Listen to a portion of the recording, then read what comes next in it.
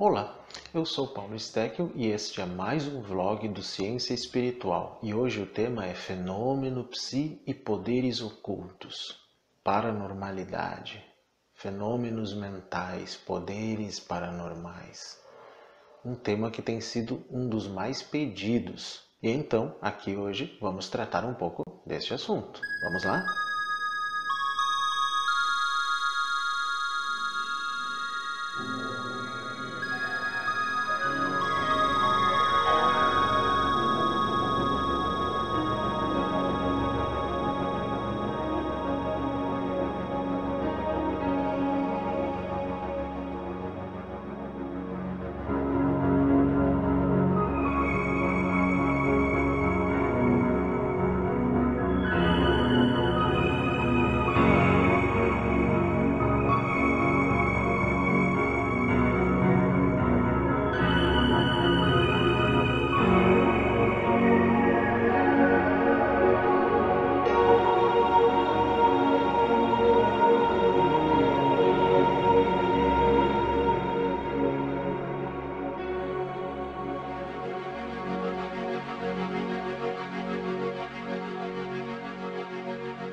O que antes era conhecido como parapsicologia, considerada uma paraciência e obviamente que por seus críticos considerada uma pseudociência, atualmente é conhecida mais pelo nome ciência psi, ou psi-science em inglês. Uma das definições técnicas de ciência psi, que define o que é esta pesquisa, uma nova forma, de se falar em parapsicologia, diz o seguinte: ciência psi seria a rigorosa busca científica em curso de experimentar e testar a validade e confiabilidade dos chamados fenômenos psíquicos ou paranormais. As habilidades psi comuns incluem coisas como conexões mente a mente, a telepatia, interações mente-matéria, psicocinese, percepção de lugares distantes, pessoas, objetos ou eventos, clarividência, percepção do futuro, precognição, sonhos proféticos, déjà vu, cura espiritual, o poder da oração e da intenção, intuição e a sensação de estar sendo observado ou encarado. Tudo isso é objeto de estudo já da antiga parapsicologia e hoje da ciência psi. Ou seja, este é o fenômeno psi em si. Quanto a isso, as pessoas perguntam, mas os cientistas já fizeram alguma pesquisa sobre estes fenômenos? Sim, há mais de 100 anos já se faz pesquisas nessa área. Por exemplo, em 1911, a Universidade de Stanford já realizou estudos sobre psicocinese e percepção extrasensorial. Entre 1934 e 1939, a Duke University também fez pesquisas em percepção extrasensorial. Entre 1959 e 1987, a Universidade de Princeton realizou também estudos em percepção extrasensorial usando geradores de números aleatórios. Entre 1974 e 81, os estudos de Ganzfeld e muitos outros estudos que nós poderíamos citar para vocês. Existe um livro que eu recomendo como uma fonte de pesquisa desses estudos, que é o livro Universo Consciente, de Dean Radin. Também recomendo Ciência e Fenômenos, de Chris Carter, e A Revolução da Parapsicologia, de Robert Shaw.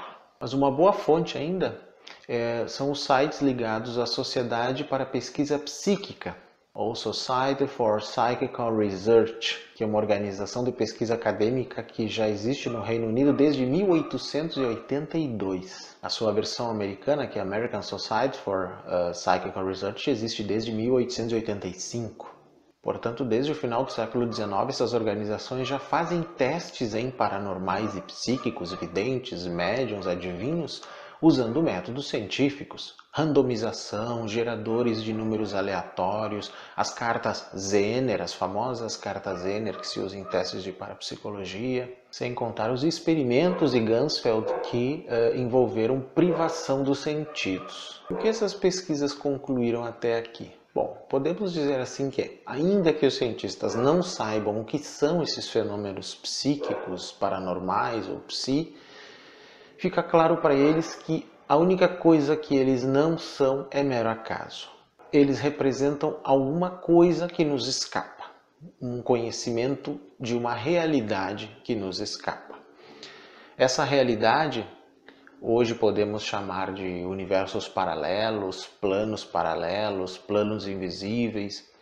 No período védico se chamava isso de Sukshma Loka, ou seja, os mundos sutis, inclusive de onde se diz que os antigos rishis, os sábios védicos, tiraram todo o conhecimento dos Vedas. Então hoje o que a ciência psi, que antes era a parapsicologia, estuda tudo isso: premonição, telecinese, telepatia, as experiências de quase morte ou EQMs também, as chamadas experiências próximas da morte ou semelhantes à morte, em que necessariamente não há um coma, mas que lembram muito, também estão inseridas neste processo de pesquisa. As chamadas experiências de aparição, sejam fantasmas ou outras coisas, seres multidimensionais ou extradimensionais. O fato é que a maior parte dessas pesquisas é feita em instituições privadas e não acadêmicas públicas, por um motivo muito óbvio, né? O descrédito que esses fenômenos, os relatos desses fenômenos causam num mundo materialista, ainda muito materialista. Claro que na parapsicologia e na ciência psi, o que se chama de psi é o fator desconhecido. Psi é a 23ª letra do alfabeto grego e corresponde ao termo grego psique, que quer dizer mente, alma. Esse termo foi cunhado pelo biólogo Bertold Wiesner, mas foi usado pelo psicólogo Robert Tullis em 1942 e publicado no British Journal of Psychology. Geralmente se divide essa energia psi em duas categorias: psi gama e psi kappa. Psi gama para a percepção extrasensorial e psi kappa para a psicocinese, ou a capacidade de mover objetos com a mente. Então a capacidade que tem um médium ou um vidente de perceber alguma coisa fora de si ou uma outra realidade é psi gama. A capacidade que um paranormal tenha de movimentar objetos é psi kappa. Então, na verdade, 7 tipos de fenômenos principais são pesquisados dentro da ciência psi. Primeiro é a telepatia, que é uma transferência de informações sobre pensamentos e sentimentos entre indivíduos, não se utilizando meramente os 5 sentidos, mas alguma coisa que extrapola os 5 sentidos. Na verdade, se utiliza um 6º sentido, que é a mente. Nós estamos acostumados no Ocidente, na ciência ocidental, a falar em 5 sentidos, mas os orientais, hinduístas, budistas, vedantinos, falam em 6. Os 5 sentidos já convencionais, mais a mente, que organiza esses 5 sentidos. Ela permeia os 5 sentidos. E é através desta mente que a telepatia seria possível. Assim como também as outras capacidades psi. A segunda dessas capacidades psi é a precognição, que é a percepção sobre locais ou eventos futuros antes que eles ocorram. Muitas pessoas já tiveram esse tipo de precognição em sonhos ou em certos momentos de insight. Quando eu faço perguntas em palestras, mesmo que haja centenas de pessoas na minha frente e digo: levante a mão quem nunca teve uma experiência de precognição, nem em sonho, algo que depois se realizou, alguma intuição, ninguém levanta as mãos. Por quê? Porque todos já tiveram em algum momento da vida alguma coisa que por precognição ocorreu. E a grande maioria diz que isso ocorreu mais de uma vez. Outra capacidade psi é a clarividência, a capacidade de ver coisas que estejam longe ou fora da visão convencional por meios que nós não conhecemos, por uma visão oculta. Outra capacidade é a psicocinese, que é a capacidade da mente de influenciar matéria, tempo, espaço, energia, e isso por meios desconhecidos, né, da ciência atual. Outra capacidade psíquica é a experiência de quase-morte, a EQM. Há uma quantidade estrondosa de pessoas que já passaram por EQM. Eu mesmo já conversei com algumas dezenas na vida. pessoas que passaram por isso estando em anestesia geral, em coma, após um acidente, uma grande emoção, depois de dadas como mortas. E o que elas viram quando estavam nesse estado? Bom, existem muitos livros sobre isso. Existe um livro chamado Mente Imortal, do teórico de sistemas e filósofo integral húngaro Ervin Laszlo, que é da editora Cultrix, que eu recomendo para vocês. Ele escreveu este livro com Anthony Peake, um britânico que é um dos maiores pesquisadores de EQM no mundo e com quem eu tenho às vezes debatido algumas coisas por redes sociais. E eles fizeram ali uma revisão de tudo o que existe sobre mente, consciência, experiências de quase morte, experiências próximas da morte, e chegaram à conclusão de que isso é muito mais comum do que se imagina, mas as pessoas não falam o tempo todo por medo de serem ridicularizadas. E de fato, muitas vezes são ridicularizadas até por médicos, quando dizem que aquilo foi uma mera alucinação. Outra coisa relacionada com os eventos psi é a ideia de reencarnação. Em um vídeo já postado eu falei sobre reencarnação, renascimento, metempsicose e eu sugiro que vocês assistam esse vídeo para entender melhor em que sentido a reencarnação se encaixaria aqui. De qualquer forma, tem a ver com as pessoas que têm lembranças de já terem estado em algum lugar, vivido em algum lugar, lembrar até o nome que possuíam e alguns detalhes que elas não teriam como simplesmente adivinhar. E o último tipo de fenômeno relacionado aos fenômenos psi são os eventos de aparição. Tem a ver com os fenômenos de fantasmas, de entidades, de espíritos, de elementais, de seres totalmente diferentes, inclusive, que parecem vir de outra dimensão. Tudo isso está relacionado à pesquisa da ciência psi. Mas aí podemos nos perguntar, essa pesquisa tudo bem, ela é relativamente moderna. Mas os antigos já falavam alguma coisa sobre essas capacidades humanas, digamos, ocultas, esses poderes ocultos? Sim. Na Índia, por exemplo, essas capacidades são chamadas de siddhi, ou no budismo Pali, iddhi, ou ainda riddhi. De qualquer forma, todas têm o mesmo sentido. Essa palavra possui várias definições. Vou ler duas fontes para vocês terem uma noção. No glossário teosófico escrito por Helena Blavatsky, no século XIX, ela disse o seguinte sobre essa palavra. Literalmente, atributos da perfeição. Poderes fenomenais que, graças à sua santidade, os yogis adquirem. Siddhis, faculdades psíquicas, poderes anormais ou extraordinários do homem. Um grupo inclui as energias psíquicas mentais grosseiras e inferiores, que são chamados siddhis inferiores, ou os poderes ocultos inferiores. O outro requer a mais alta educação de poderes espirituais, que seriam então os siddhis superiores.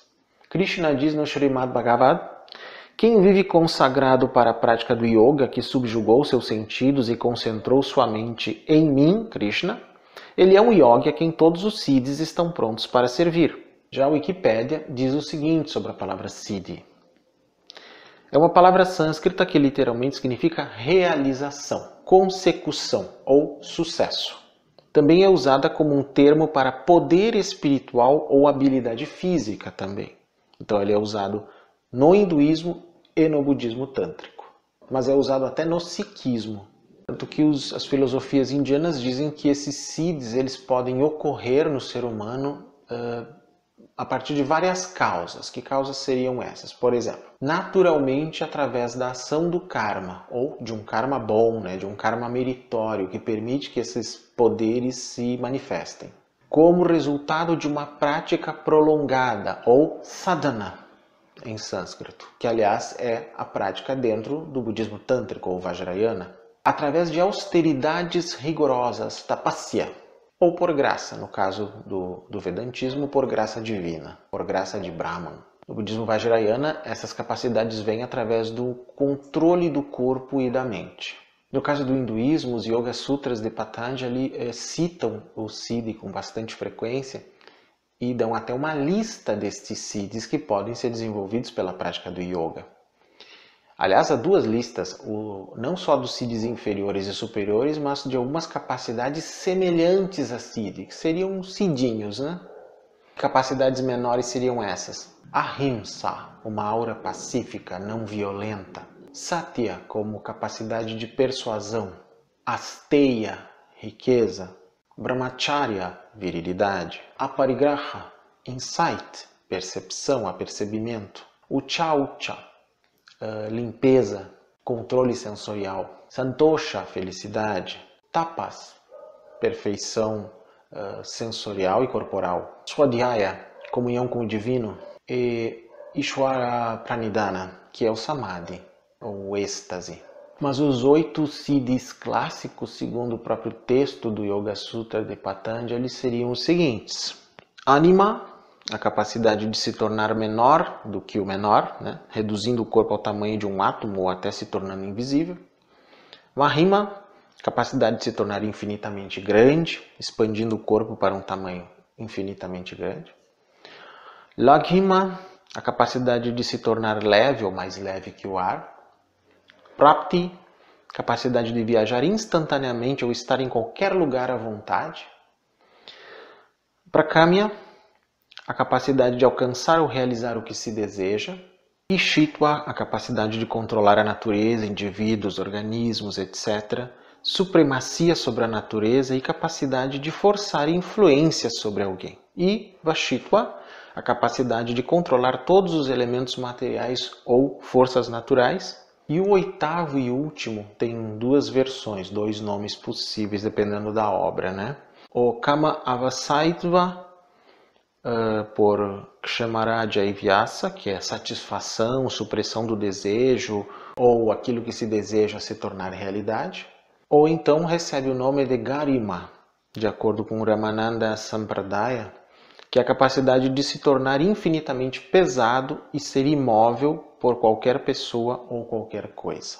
Na verdade, a lista de siddhis é muito maior e tem coisas, por exemplo, como capacidade de conhecer o presente, o passado e o futuro, tolerância ao calor, frio e outras dualidades, conhecer a mente dos outros, verificação da influência do fogo, sol, água, veneno, não ser conquistado pelos outros, não ser vencido, não ser perturbado pela fome, sede e outros apetites corporais, ouvir coisas muito distantes, ver coisas muito distantes, mover o corpo onde quer que o pensamento vá, ou seja, na realidade uma projeção astral ou teletransporte, assumir qualquer forma que se deseje, entrar nos corpos dos outros, morrer quando se deseja, até testemunhar e fazer parte dos passatempos dos deuses, das suas atividades, realização perfeita daquilo ao qual se determina e um total desimpedimento de suas ordens e comandos. Aliás, observando bem essa lista, parece uma lista de superpoderes de muitos super-heróis modernos, né? Nos X-Men, por exemplo, tem algumas coisas aí. Aqui nós tratamos basicamente, primeiro, da versão para a ciência dos estudos de fenômenos psi, que é a ciência psi. Depois falamos da visão tradicional desses poderes, que é a visão dos siddhis no yoga. Mas existe um meio termo, alguma pesquisa realmente científica nesse universo de pesquisas de fenômenos psi? Sim. A pesquisa dos fenômenos anômalos. Existe uma psicologia, inclusive, para isso. Se chama de anomalística. E a psicologia anomalística. Mas o que é isto? Numa definição bem técnica, aqui que a própria internet apresenta, anomalística é o uso de métodos científicos para avaliar anomalias, fenômenos que estão fora do entendimento atual, com o objetivo de encontrar uma explicação racional. O termo em si foi cunhado em 1973 pelo antropólogo da Universidade Drew, Robert Westcott, que o definiu como o estudo sério e sistemático de todos os fenômenos que não se encaixam na imagem da realidade fornecida a nós pelo senso comum ou pelas ciências estabelecidas. Na verdade, Westcott disse que o verdadeiro criador da anomalística foi o famoso Charles Fort, um pesquisador de anomalias, né? Os livros dele se encaixam no chamado realismo fantástico. É muito interessante, por sinal. Charles Fort. e segundo Westcott, ele seria o responsável por essa ciência chamada anomalística. Na verdade, a anomalística, como uma pesquisa de coisas bizarras, estranhas ou então fenômenos anômalos, ele incluiria, neste caso, 3 grupos: a ufologia, a criptozoologia e a própria parapsicologia. Ufologia, obviamente OVNIs, discos voadores também. A criptozoologia, monstro do Lago Ness e outras coisas estranhas dentro da zoologia. E a parapsicologia, os fenômenos da mente. Na verdade, a diferença entre a anomalística e a parapsicologia em si é a seguinte. Quais são as reivindicações, primeiro, da parapsicologia? São 3. Primeira, hipótese da obtenção de informação por meios não convencionais, sem o uso dos sentidos humanos, como é o caso da clarividência e da telepatia. Então, para a parapsicologia, existe um modo não convencional pelo qual essas informações nos vêm. Outra hipótese de uma ação sobre o físico diferente daquilo que nós já estamos acostumados, como, por exemplo, ocorre na telecinese ou no teletransporte. E a terceira questão, os fenômenos relacionados à retrocognição, precognição e às experiências multidimensionais, como a experiência de quase morte, mediunidade, projeção de consciência, projeção astral. Então, uma forma de comunicação, um meio de ação à distância e uma memória extrasensorial. São 3 aspectos com os quais trabalha a parapsicologia. Então, a parapsicologia, para isso, ela precisa considerar uma das 3 características, digamos, metafísicas da mente. A primeira é a pré-existência da mente, a segunda é a pós-existência da mente e a terceira, neste caso aqui, a ação à distância da mente. Para que isso seja possível, esta mente não deve estar enclausurada em um cérebro ou um sistema neural e muito menos ser gerada e ser dependente dele. Nesta visão, a mente seria expressa através do cérebro e de todo o sistema neural, na verdade, através de todo o corpo, se considerarmos a visão sistêmica de Capra e outros. Mas a mente não seria gerada no cérebro e, portanto, ela já existia antes deste cérebro se formar neste corpo, continua existindo depois e também tem ação à distância, o que explicaria os fenômenos psi. Já a anomalística considera que a pesquisa deve observar 2 aspectos. Primeiro, que a pesquisa deve sempre se manter nos limites convencionais. Embora limites convencionais é muito relativo porque depende do paradigma científico do momento. Outra, que a pesquisa deve no máximo fazer reivindicações empíricas sobre o extraordinário e não reivindicações metafísicas, que muitas vezes são feitas pela parapsicologia e pelas filosofias orientais como o yoga, por exemplo. Segundo Truzzi, um anomalista, a pesquisa na verdade deve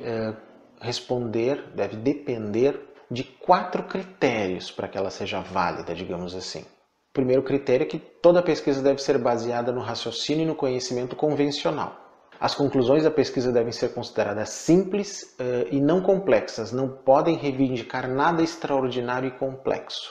O ônus da prova deve ser colocado sobre o reclamante e não sobre o pesquisador. E, quanto mais extraordinária a reivindicação, maior deve ser o nível de prova exigido. Sim, mas os fenômenos paranormais vistos pela anomalística poderiam ser explicados de modo convencional ou com coisas conhecidas? Bom, segundo os psicólogos anomalísticos, sim, a maior parte se encaixaria em coisas perfeitamente naturais. Que coisas seriam essas? Alucinações, falsas memórias, falta de confiabilidade do testemunho ocular, efeitos placebo, sugestionabilidade, os vieses de raciocínio e assim por diante. Óbvio que isso faz sentido. Acredito sim que um bom percentual de relatos paranormais sejam explicados naturalmente, assim como, por exemplo, uma boa parte dos avistamentos de OVNIs são explicados por fenômenos aéreos, atmosféricos, astronômicos ou aeroespaciais. Mas ainda sobra uma grande quantidade deles não explicada, e é isso que realmente nos interessa.